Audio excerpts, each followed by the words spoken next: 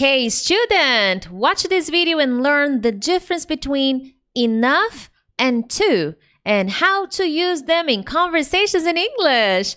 If you don't know me very well, hello, I'm teacher Prix and I'm going to help you talk to anyone, anywhere, anytime in English. Make sure to subscribe to my channel because every week I am here creating the best English lessons to help you become a better and more confident English speaker. If you have already subscribed, I appreciate it. It means a lot to me. You support the channel by doing that. Make sure to also hit the like button and maybe share this lesson with a friend because that really helps the channel. It helps me, Priscilla, to keep coming back to create more lessons for you. But here we go. Enough and to. Guys, here on my channel, I help pre-intermediate and intermediate students to go from stuck to speaking in 6 months. And at this level, at a transition level, I like to call this level the transition. Not a beginner, not advanced. What do I do? Well, guys, here you need to use the grammar you study. And one observation, you don't need to study grammar for many hours every day. Absolutely not. It's about the quality during the time you study grammar lessons and how you combine this grammar practice with another English skill. That's basically what I do with my babies in my academy, my online program. Right now, the registration for the academy is closed. It's not open. I will open next month. Stay tuned. But this is what I like doing with my students. They have grammar lessons in every module inside the academy. But I always tell them to create examples and post the examples on the platform. And then I give them some feedback, some corrections, some observations. And what I always tell them is create an example, but connect this example with your life. That's key. If you want to go from stuck to speaking, if you want to build up your speaking skills. But that being said, let's focus on enough, okay? Enough means sufficient. That's a synonym of enough. Easy. It means sufficient. What is to be sufficient? It means that you have as many or as much as necessary. Not more, not less. Sufficient. Not more than you need, not less than you need. Just exactly what you need. Ah, that's good. Let me just fix something on my camera. Excuse me.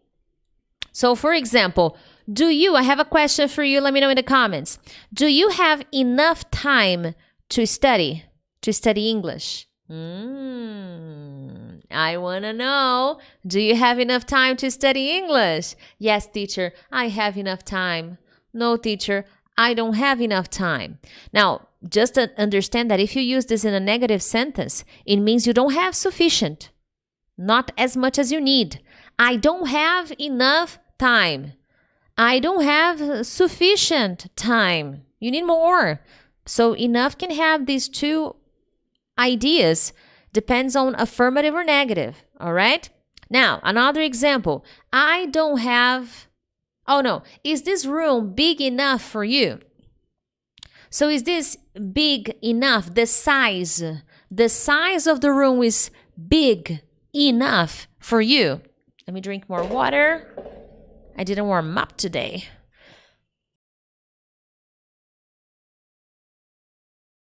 So that's the idea. Big enough is the size sufficiently big for you. So this is the idea of enough. The problem is the position. So for instance here, the first position you need to learn. Before nouns.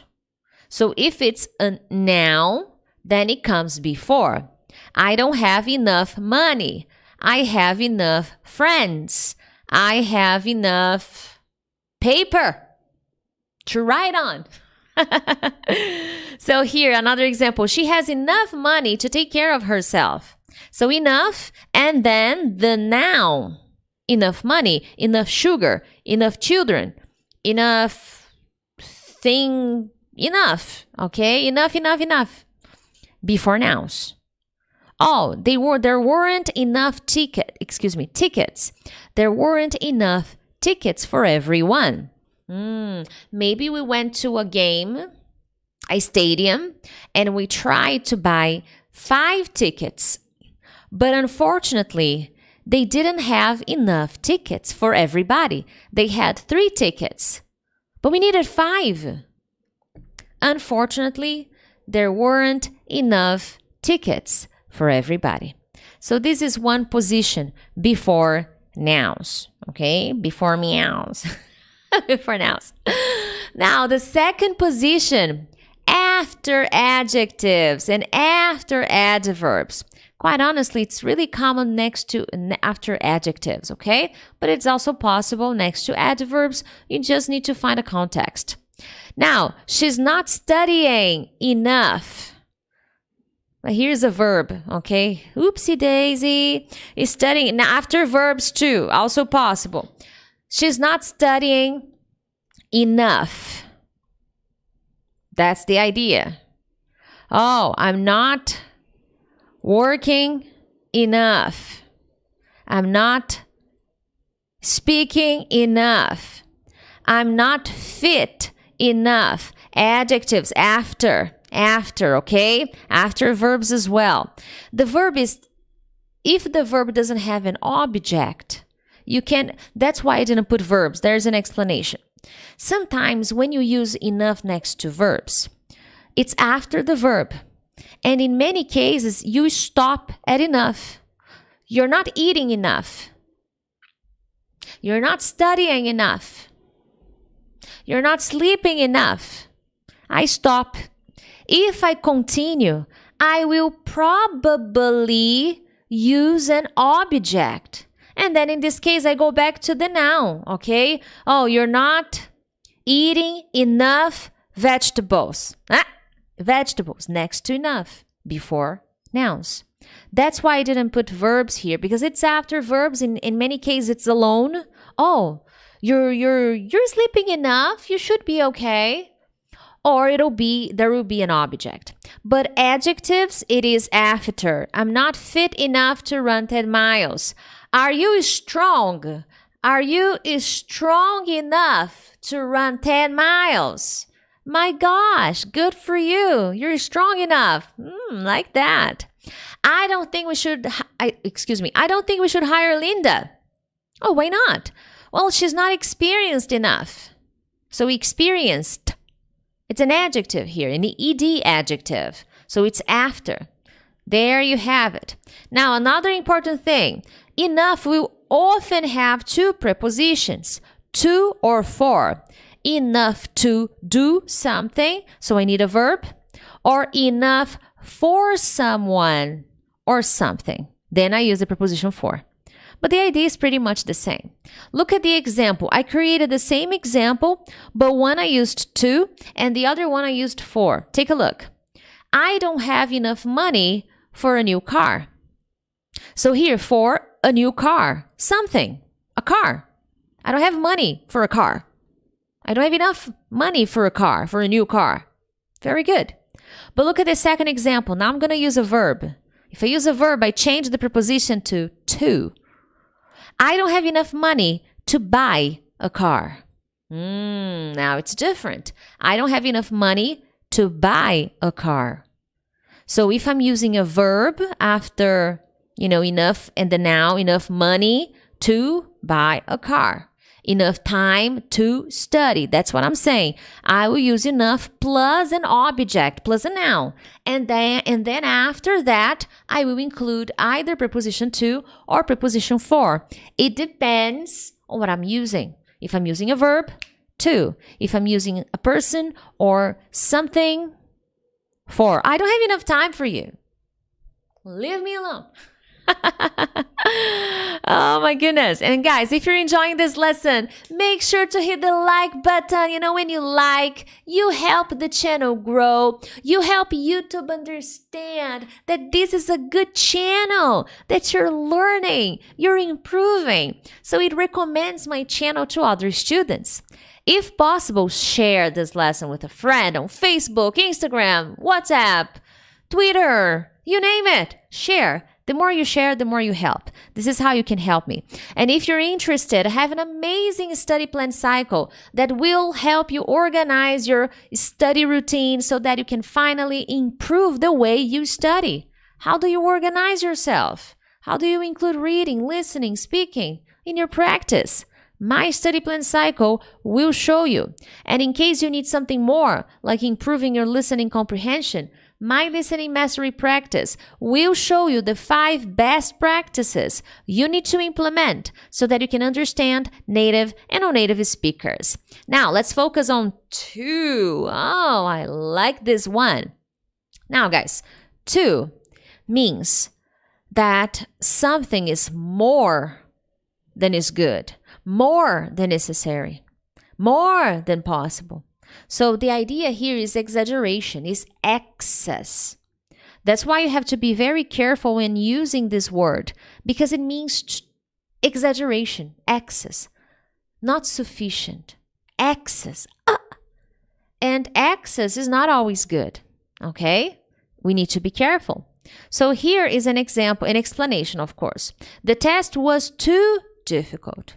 If I say too difficult, extremely, more than I could handle, more than I could do. It was too difficult. That was not possible for me to do the test because it was too difficult. Maybe I did the test. I finished. But my impression, my feeling was that, wow, it was too difficult, extremely difficult, excessively difficult. That's what I'm trying to say when I use too. That's why you have to be careful when using too next to adjectives. You are going to use the word too next to adjectives before. Too nice, too beautiful, too hard, too easy. Okay? And adverbs also possible. Be careful because when you say, oh, I'm too happy, I'm so happy, I'm really happy, I am extremely happy, okay, but when you use too next to an adjective, this exaggeration is not always a positive one. That's what I'm trying to get your attention to. So this excess is not something nice. It's not typically used next to good adjectives, things that you're excited about. So watch out. It shows excess. It shows exaggeration. So I would rather use extremely, really, so, when I'm talking about good things. When I'm talking about bad things, then too, go for it. But if you use it with something positive, it's your call. Now, another one, the weather was too hot. So you see, it's not good. Too hot. There's hot, there's very hot, and there's too hot. No, I can't handle the heat. It's too hot. So there is an exaggeration. There is an excess. There's more than I want, more than I need, more than it should be, more than necessary, more than what's good. And that it's not nice. Position. You will use to before adjectives. Oops, there is a preposition in the wrong place there. You will use next to adjectives and next to adverbs. My goodness, for a second I was going to say something wrong. So here we have an example. The first one, the little boy over there. Oh my God, the little boy is too tired. Look at him. He looks awful. He's too tired. Oops, you can't see my screen. Sorry about that. I was too tired last night. That's why I didn't call you. Oh no, I was extremely tired. Too tired. Oops. I was too tired. I couldn't do anything. I couldn't watch TV. I was exhausted. So that's the idea of too tired. What? You failed the test? It was too easy. How did that happen? The test was extremely easy. How come you failed the test? Girl, it was too easy. Extremely easy. Excessively easy. How come you failed? Oh, well, it happens. Another one. You work too hard. Get some rest. So here, hard is an adverb, okay? Not an adjective. Because hard, you can use hard as an adjective or as an adverb. So here it's an adverb. You work too hard. Chill. Relax. Relax. Just do it. Where you want to go. Boom, boom. So there you have it. But teacher, I can only use to next to adjectives and adverbs. Isn't there another option? Yes, you can use to next to nouns, but there is a catch. Not that cat, a catch. Guys, the first thing is, if you want to use to next to nouns, you will need the words much or many. Oh, one common mistake I see students making is to use too much good, too much nice. No. To plus adjective. And if you want to use a noun, then too much or too many. But don't use too much, too many with nouns, with adjectives. Come on. So when I want to include a noun, I can use too many or too much. What's the difference? Too much with uncountable nouns. Many, too many with plural. Okay? There you go. I have too many things to do today. This is true, actually. I have too many things to do. So you see, here I can use the noun things because I'm using too many. I'm using the combo, too many. I have too many friends. I need time to myself. I'm tired. Okay? I have too many people calling me. I can't. I need to stop. I need rest. Anyway, there's too much furniture in this room. Furniture is that word that describes the objects in a room, like a chair, a table, a cabinet, and we call them furniture. The word furniture has no plural. It's uncountable. I cannot say one furniture, two furnitures. No. I can say furniture, some furniture, a lot of furniture. And here I say too much furniture. Maybe there is too much furniture in your room, so clean it up a little. Now, my friends, to learn a lesson, I must use it. So create one example connected with your life, with enough, with too much, too many.